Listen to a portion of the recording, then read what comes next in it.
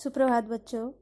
आज हम पढ़ेंगे कक्षा 9वीं का कृतिका का पाठ माटी वाली। माटी वाली जो कहानी है इसे लिखा है विद्यासागर नौटियाल जी ने। विद्यासागर नौटियाल जी के बारे में थोड़ा हम जानते हैं। पहले विद्यासागर नौटियाल का जन्म सन 1933 में टिहरी गढ़वाल यानी उत्तराखंड राज्य में हुआ था। उत्तराखंड के माली देवल नामक गांव में हुआ था। इन्होंने वाराणसी से उच्च शिक्षा प्राप्त की। इनकी प्रमुख रचनाएं इस प्रकार हैं: टिहरी की कहानियां, सच्ची डोर,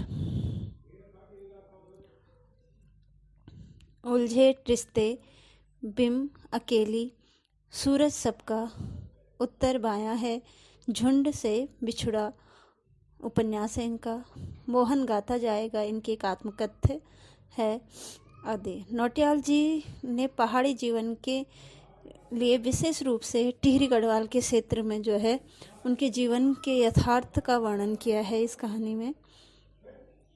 इनकी भाषा जो है वो सहज है, लोक जीवन को महका देने वाली है और ये कहानी की भाषा जो है वहाँ की मिट्टी की सुगंध में रची बसी नज़र आती है। तो जो ये माटी वाली जो कहानी लिखी है उसमें जो है विस्थापन की समस्या पर आधारित ये कहानी है। विस्थापन होता है कि एक स्थान से दूसरे स्थान पर उनको स्थापित करना में इसमें जो है लेखक गरीबों और श्रमिक वर्गों के आंतरिक पीड़ा के बारे में बड़ा ही मार्मिक वर्णन करते हैं।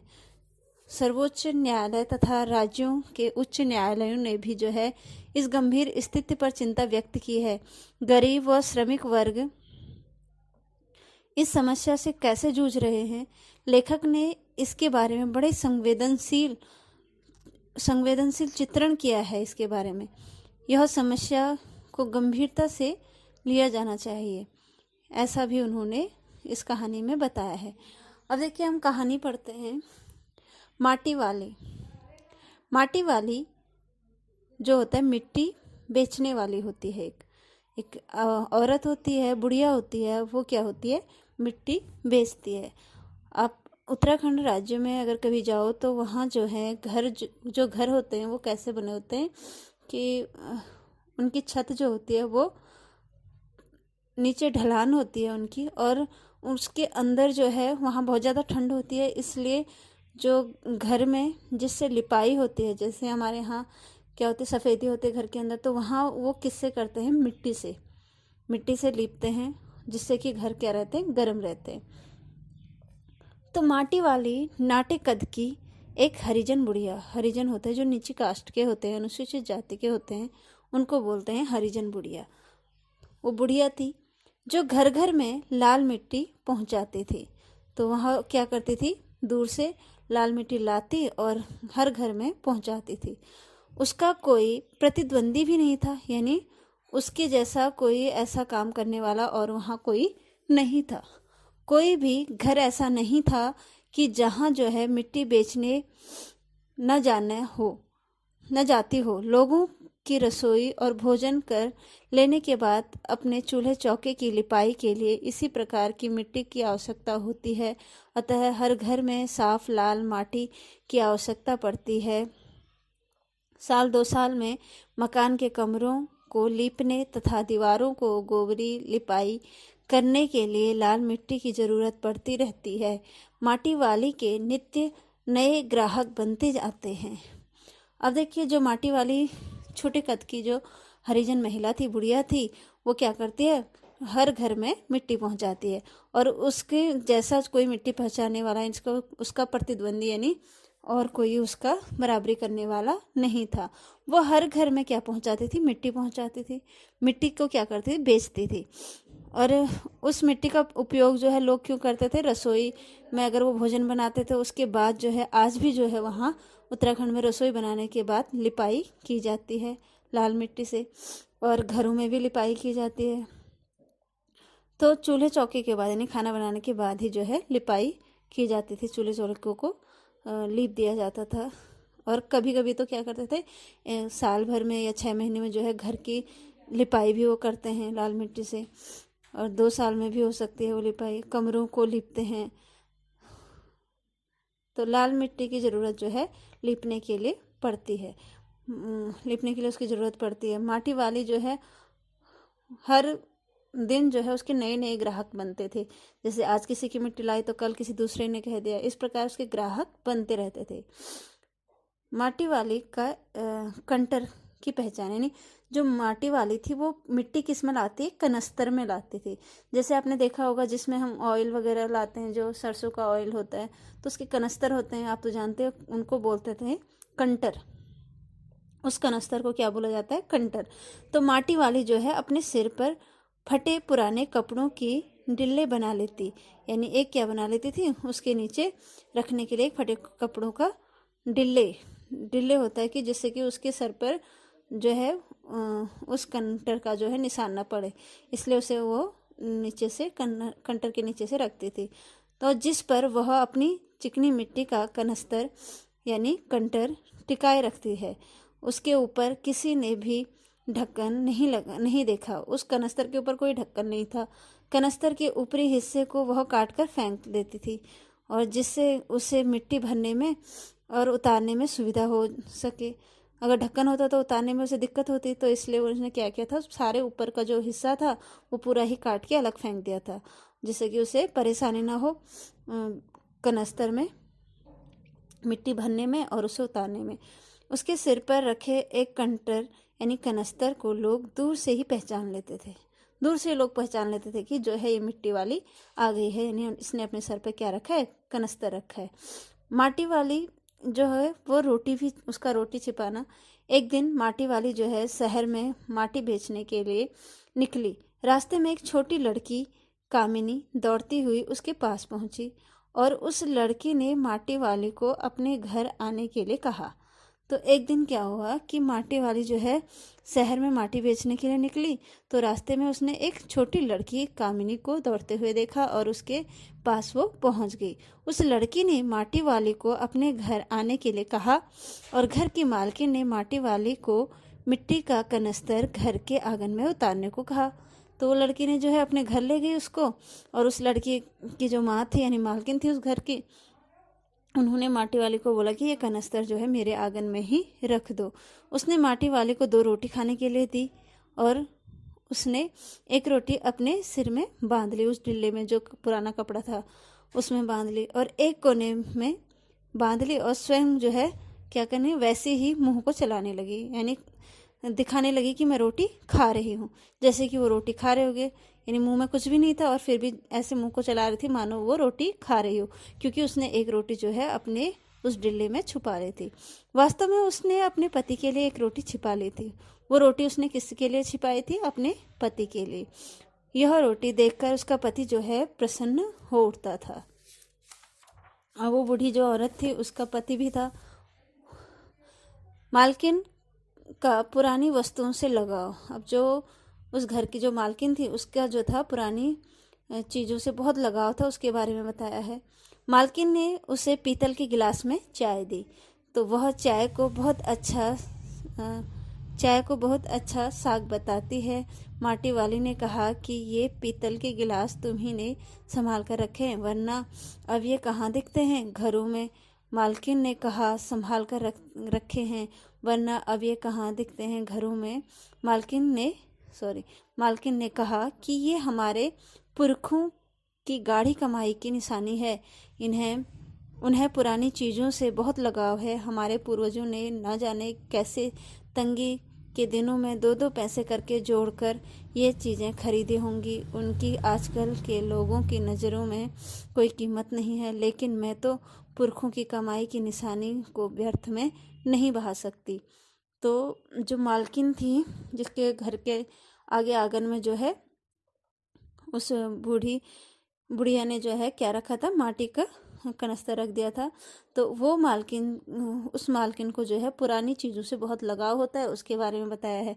तो मालकिन कहती है कि पीतल के गिलास में मालकिन ने जो है उस बुढ़िया को पीतल के गिलास में चाय दी। पीतल तो आप जानते होंगे। तो वह चाय को बहुत ही अच्छा साग बताती है। तो जो क्या होती है, वो माटी वाली वो बताती कि ये बहुत ही अच्छी हो रही है। माटी वाली ने कहा कि ये पीतल के गिलास जो है तुम्हारे ही घर में दिखे मुझे, और कहीं नहीं दिखे, और तुमने तो इन्हें बड़े संभाल के रखा है। तब मालकिन ने कहा कि मेरे पुरखों की ये गाढ़ी कमाई है, उन्होंने बड़े मेहनत से ये चीज़ें जोड़ी थी, इसलिए जो है मैं इन इन चीज़ों को जो है, इन कीमती चीज़ों को किसी को नहीं दे सकती, उनकी निशानी को व्यर्थ में नहीं बेच सकती। ठकुराइन के घर से निकलकर दूसरे घर में प्रवेश। तभी जो है जो माटी वाली होती है वो ठकुराइन के घर से यानी उस मालकिन के घर से जो है दूसरे घर में जाती है। ठकुराइन के घर से प्रस्थान करने के पश्चात बुढ़िया को अकेले घर में मिट्टी ले जाने का आदेश था। अगले घर में मिट्टी ले जाने का आदेश था। साथ ही उसे वहां भी 2 रोटियां मिल गई। उसने उन दोनों रोटियों को भी गठरी बांध कर रख ली। बूढ़े की खुशी के लिए उसने इस सामाजिकता की उपेक्षा करते हुए 2 रोटियां रख ली, और इस प्रकार आज बुढ़िया के पास कुल मिलाकर 3 रोटियां जमा हो गई थी। वह अब घर की ओर निकल गई। अब देखिए, जैसे वो जो है ठकुराइन यानी उस मालकिन के घर से निकली तो दूसरे घर में उसको जाना था, क्योंकि दूसरे घर से उसको क्या आया था, बुलावा आया था कि तुम जो है मिट्टी लेकर यहाँ आओ, यह आदेश आया था। तो साथ ही उसने जो है, जो दूसरा घर था उन्होंने भी जो है बुढ़िया को 2 रोटी दे दी। तो वो 2 रोटी को भी अपनी गठरी में बांध लेती है, और बूढ़ी जो है खुशी से वो कहाँ चले जाती है, अपने घर की तरफ 3 रोटी को जमा करके ले जाती है। माटी वाली की दिनचर्या तथा रास्ते में पति के बारे में सोचना। तो जो माटी वाली होती है उसकी जो दिनचर्या है यानी पूरे दिन का जो काम है उसके बारे में इसमें बताया गया है, और उसके पति, वो अपने पति के बारे में क्या सोचती है वो भी बताया। माटी वाली का गांव शहर से बहुत दूर है। तेज चलने पर भी वह घर पहुंचने में उसे 1 घंटा लग जाता है। अब वो जो माटी वाली है उसका गांव जो है उस शहर से बहुत ज़्यादा दूर है। जब वो तेज तेज चलती है तब भी जो है उसे 1 घंटा वहाँ जाने में लगता है अपने घर। वह प्रतिदिन अपने घर से सुबह जल्दी निकल जाती और पूरा दिन जो है माटा खान यानी मिट्टी जहाँ से खोदी जाती है उस माटा खान में मिट्टी खोदती रहती, और विभिन्न यानी बहुत सारे घरों में जो है उन्हें पहुँचाती उस मिट्टी को, और उसी में उसका पूरा दिन निकल जाता था। घर पहुँचने से पहले ही उसे रात होने लगती थी। वह रोटी पहले नहीं दिखाएगी, प्याज को कूट कूट कर तल कर फिर उसके साथ अपने बूढ़े को रोटी परोस देगी। तो आज जो है वो माटी वाली जो है वो सोचती है कि आज तो मैं जो है बूढ़े के लिए 3 रोटी ले जा रही हूँ, मैं आज उसे केवल रोटी ही नहीं दूंगी बल्कि उसके साथ एक प्याज को कूट कर उसको खाने के लिए दूंगी, और जो कि बूढ़ा मेरा बहुत ही खुश हो जाएगा प्याज के साथ रोटी खाकर। माटी वाले के पति की मृत्यु। लेकिन जब वह माटी वाली जो है अपने घर पहुंचती है ये सोचते सोचते रास्ते में कि आज तो मुझे 3 रोटी मिल गई, 3 रोटियों को अपने बूढ़े को खिलाऊंगी और साथ में एक प्याज भी ले जाऊंगी जिससे कि बूढ़ा जो है वो खुश हो जाएगा। ये सोच ही रही थी, और फिर सोचते सोचते जो अपने घर पहुंची तो माटी वाली ने क्या देखा कि उसका पति जो है वो मर चुका है। आज बुढ़िया का विचार ही था कि वह बूढ़े को सूखी रोटी नहीं बल्कि प्याज तलकर भी देगी। रास्ते में आते समय बुढ़िया ने पाव भर प्याज खरीदे थे, परंतु वह जैसे ही घर पहुंची तब पता चला कि अब उसके बूढ़े को न रोटी की ज़रूरत है और न ही तले हुए प्याज की। प्रतिदिन बूढ़ा मिट्टी वाली के पाँव की आहट सुनकर हमेशा चौंक उठता था, परंतु आज वह नहीं चौंका। माटी वाली यह सब देखकर घबरा गई। उसने बूढ़े को छुप कर देखा, तब तक वह स्वर्ग सिधार चुका था, अर्थात उसकी मृत्यु हो चुकी थी। अब देखिए, माटी वाली जो है जब वो ये सोचते हुए अपने घर को जाती है कि मैं प्याज को कूट कर या तल कर जो है अपने पति को दूंगी, तो वह क्या सोचती है, तो वो रास्ते में से ही क्या ले लेती है, 1 पाव यानी 250 ग्राम जो है प्याज ले लेती है। और रास्ते में आते आते बुढ़िया जो है ने पाव भर प्याज ले लिया, ठीक है, 250 ग्राम प्याज लिया और घर पहुंची। तभी उसे पता चला कि बूढ़ा जो है अब ना तो रोटी खाएगा और ना ही तली हुई प्याज खाएगा। प्रतिदिन की तरह जो है बुढ़िया के आते ही जो है जो बूढ़ा था उसके शरीर में क्या हो जाती थी, हलचल, यानी वो देखने लगता, चौंक जाता था कि अब मेरी बुढ़िया आ गई है। परंतु आज का दिन ऐसा था कि ना तो वह चौंका और ना ही उसकी तरफ देखा। यह सब देखकर जो है माटी वाली घबरा जाती है। उसने बूढ़े को छू कर देखा, यानी छू कर देखा कि ये इसको क्या हो गया। तब तक देखा कि उसका पति जो है वो स्वर्ग सिधार चुका था, यानी कि उसकी मृत्यु हो चुकी थी। टिहरी बांध के कारण उत्पन्न समस्या। अब इसमें टिहरी बांध का वर्णन आया है। टिहरी बांध आपने सुना ही होगा। इसमें क्या बना है, एक डैम बना हुआ है, टिहरी डैम जिसको बोलते हैं। तो टिहरी डैम यानी टिहरी बांध एक ही है।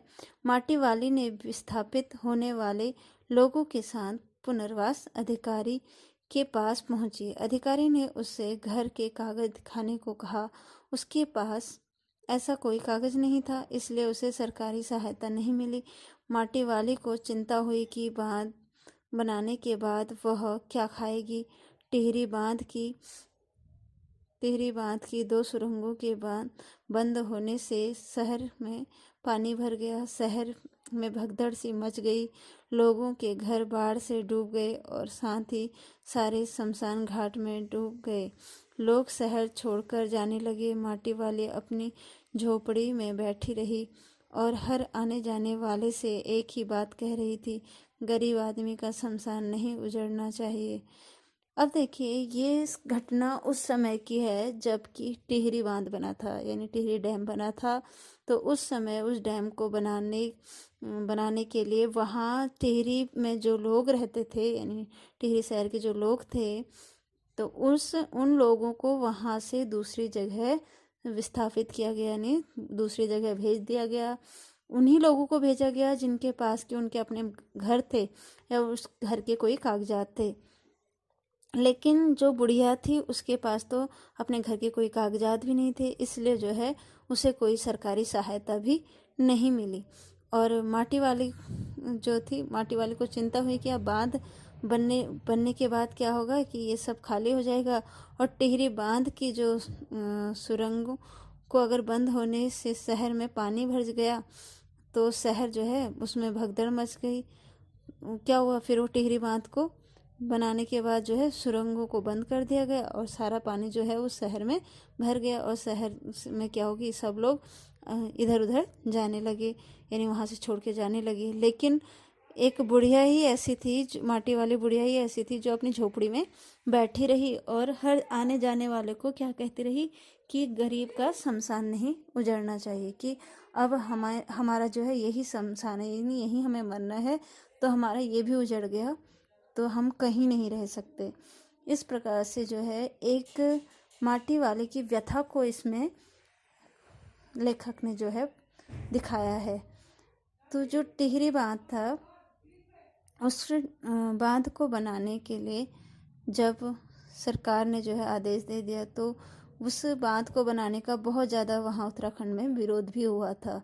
लेकिन टिहरी बांध बनाना भी ज़रूरी था, इसलिए जो है सरकार ने जितना हो सके वहाँ के लोगों के लिए किया, यानी उन्हीं लोगों के लिए किया। होता है कि जब गरीब लोग होते हैं उनकी कहीं भी पहुँच नहीं होती, तो इसीलिए जो है माटी वाले को भी जो है विस्थापन के लिए दूसरी जगह नहीं मिली, क्योंकि उसके पास अपने घर के कोई कागजात ही नहीं थे। तो इस प्रकार से सरकारी कार्यवाही को भी दिखाया गया है कि जो सरकारी काम होते हैं, सरकारी सहायता दी जाती है, वो केवल कागजों तक सीमित होते हैं, यानी कागजों के जरिए ही जो है दूसरे को मिल सकती है और उसमें जो है किसी भी व्यक्ति की संवेदनाओं को नहीं देखा जाता। तो इस प्रकार जो है ये माटी वाली कहानी हमारी पूरी हुई। तो आज हमारा पाठ यहीं समाप्त होता है। धन्यवाद।